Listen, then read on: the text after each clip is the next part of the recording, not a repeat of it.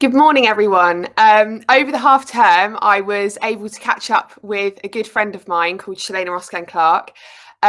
She's actually quite modest, but she's an 800-meter runner. She's six-time British champion, European indoor champion, and she also reached the semi-finals at the Rio Olympics.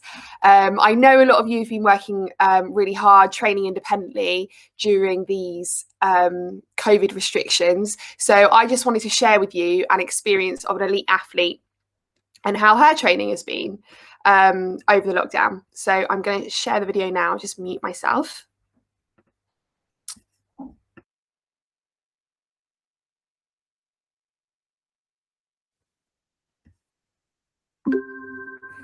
Hi, Shelayna. So I was just wondering if you could just introduce yourself a little bit to everyone and tell us what you do. Hello, my name's Shelayna Oskan-Clarke. I'm known as, I'm an athlete. I'm an 800-meter runner. I've run a few medals in indoors, European champion, silver medal, and a bronze medal in the world indoors. I'm a personal trainer. I'm a mentor. And yeah, I guess I like helping people and motivating people to achieve their dreams. But for now, I'm still focusing on my athletics and trying to make my second Olympics. So you've always said to me how influential your PE teacher was at school. How did that come about?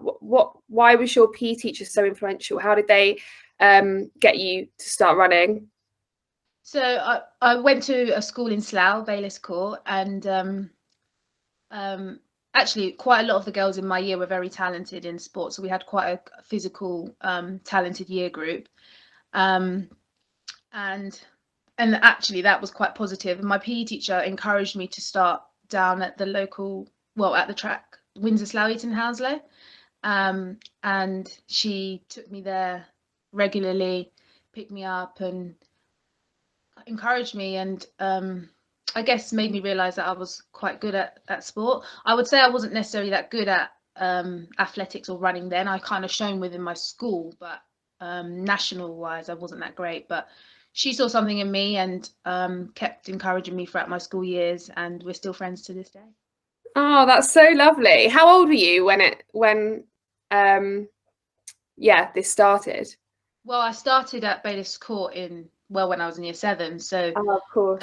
I got involved in all school sport. I did all the events and all the sports, but athletics was where I kind of shone. And so really year 7, she's been very pivotal and important in my development within sport, but also within my development as just a person. She's amazing. Oh, did she still come and watch you? She did. Well, not this year, or obviously not. No, but yeah, she actually comes to all the championships outdoors in Birmingham, and yeah, she's been to lots of local things and taken me to Slough school events and stuff. She came to Olympics. She came to Rio. Amazing teacher. Yeah. God, so lucky. What a lovely lady. So I know that you're an advocate for Get Berkshire Active. Why do you think staying active is really important for young people?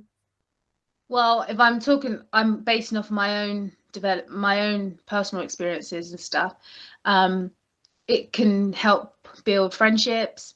It obviously helps build your physical development and fitness, which then affects your mental fitness. I know if I don't exercise for a couple of days, how I feel very flat, and actually you never really realize how much of a benefit they are to each other.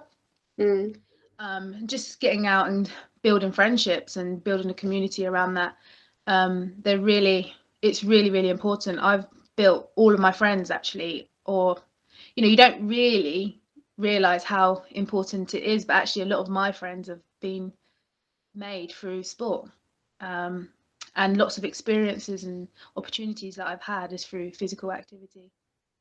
Yeah, So I feel like so many people would agree with that. So everyone that's kind of had some sort of sport involvement have agreed with that. I reckon it's particularly important now as well during lockdown. Would you agree that during lockdown now, I think getting out and going on runs and it's just even more significant, I guess, with what you're saying in terms of mental health. well, yeah, Um, not yeah. For us, it's runs, and that's what we're used to. But for other people, it could be yoga, it could be, I don't know, spinning. It's so important now because it's the only thing that we can sort of have control over, yeah, and build a routine around. And you can see clear goals around that and set clear habits and goals around that, which actually dictate your day. yeah, So that's why it's been heavily important to try and keep that into my routine. And yeah, like not having it would have been awful. And yeah. I've been very lucky to be able to still have access to facilities and stuff. I actually feel for a lot of the younger people, and people who are not seen as elite, who don't get that access to facilities. It's horrendous. Really different. Well, that was what I was going to ask next. How have you found training during lockdown? You're obviously in Philadelphia at the moment in America, so is it slightly different there? It's Well, as I said earlier, like it's now snowing, so that's been a bit of a nuisance. yeah, And it almost kind of replicates what's been happening at home. But I guess last year when we went into lockdown, and then it was a bit ambiguous as to whether we were going to go ahead with the Olympics, and then the Olympics got cancelled. And I guess that gave some sort of closure on what the plans were for that season. mm, And then it just allowed me to kind of go into a routine around my training and just stay fit. So I found that fine out here while I was in Philadelphia. And actually, when I came home, I put a routine in place where I was still able to do my sessions and run out on the grass and stuff like that. It became a little bit more difficult coming into the winter when we had access to gyms, and then that got closed, and trying to figure out where we can go and how we can sort of make the program work with the support of my partner coming in, timing sessions and stuff. That was hard. And now I'm back out in Philadelphia on another training camp, which has been amazing initially because I was able to train with people because I was training on my own a lot, which I'm used to, but it's quite, especially at this time, it's quite lonely. And now we've got a bit of snow, so I'm just trying to stay a little bit more positive and do the things that I can around this time. yeah. It's interesting saying even training with people, it makes such a difference. I know we've got so many pupils that are training on their own at the moment. I know a lot of our rowers are normally out on the river with people, and they're in their rooms on on their ergs. Training solo, it makes such a difference, doesn't it, when you're training in terms of your motivation as well. Well, in any other time, I don't like if you train solo. Some people like to train solo sometimes, but in this instance, I think a lot of people are just trying to grab onto some kind of personal contact and human contact, and it's a lot more visible, and the feeling of not having anyone around you. So when you're training on your own, you're in your house on your own, it's hard. Even if you've just got someone there and you're not actually talking, it makes a difference. Yeah, no, definitely. Hopefully we'll see a light at the end of the tunnel. Yeah, has it had an impact on your kind of schedule in terms of your goals? I know obviously earlier before this you mentioned the Olympics as well. Has everything kind of shifted? Are your goals, are you still, has your training have to shift according to certain competitions that haven't been able to go ahead? Has that affected you much? Well, I guess in a way, yeah, it has, because I obviously the Olympics was cancelled, so you're not trying to peak, and we didn't have any idea if there would be any races at that point as well, at the end of the season or in the summer season. So you don't really know where you want to take your training. Do you focus on still building strength and volume?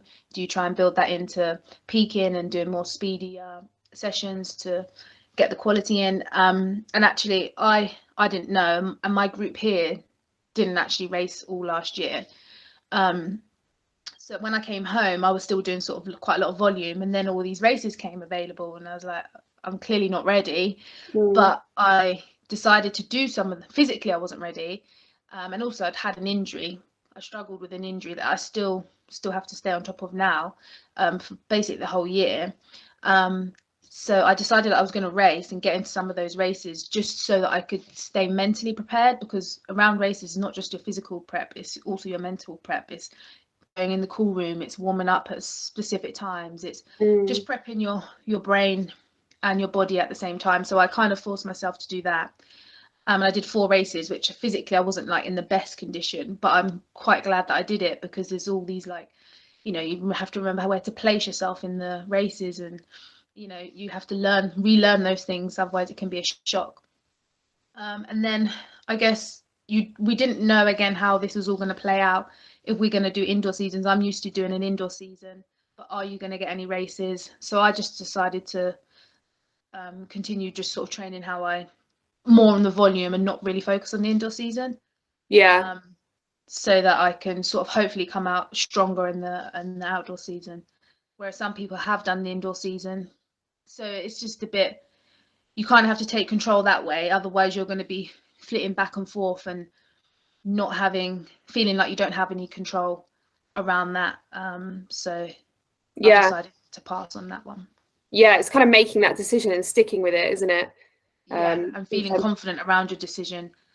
So what's your next big competition? What's it looking like at the moment? Again, no one knows. Because obviously I passed the indoor season. It's looking like there will be an indoor championship, maybe. I don't know what there's some races scheduled. They're not big races, but they're races to help you to kind of get to qualifying. So the main championship would be the trials, the British Championships, to qualify for the Olympics, which are in June. Exciting. All very exciting. Have you taken anything positive out of lockdown, or is it all been just a bit manic? Oh no, I've had, you know, aside from my running, and my running wasn't negative, it's just been different. I've done a lot of other things. I've done a lot of courses. I've thought about what my journey would possibly take after sport, you know, because like prior to that, it was be like, oh no, I don't want to think about that, because it's like I'm not really thinking about my running and giving my all to my running. Whereas it's given me a different sort of outlook in that respect.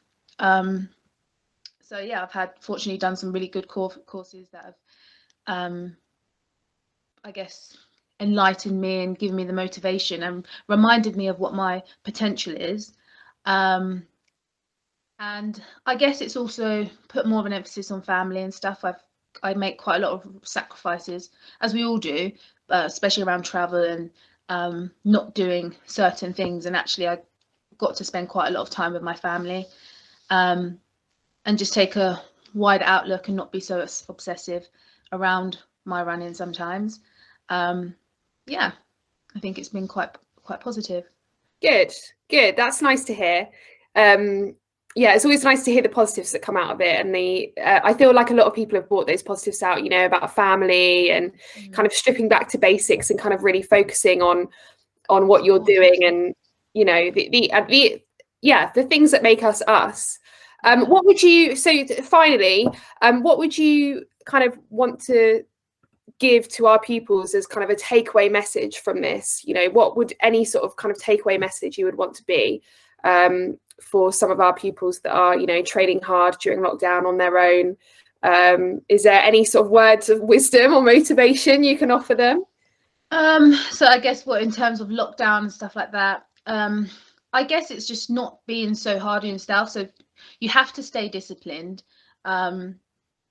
And like I said prior to recording to this, at the start of the week, I actually didn't feel that good. And I just had to own it and not try and push through. And actually, I took that day off and just stayed in tune with my feelings. And sometimes you will feel like that. And just, you know, just accept that that's the way you feel. But overall, you really, you know, stay focused on your goals, keep pushing, stay disciplined, and, you know, try and stay as motivated as you can, because it will come. We will get out of this. So just try and stay as close to where you want to be. for when the time comes.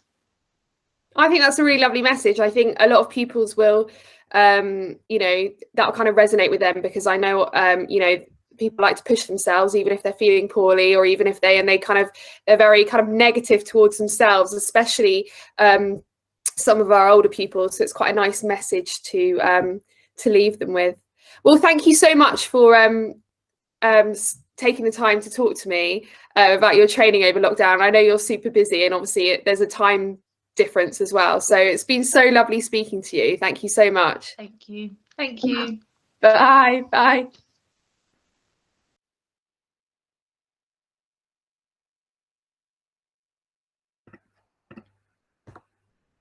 I hope that some of you have found some sort of useful takeaway message from that, hopefully. Have a lovely Thursday, everybody.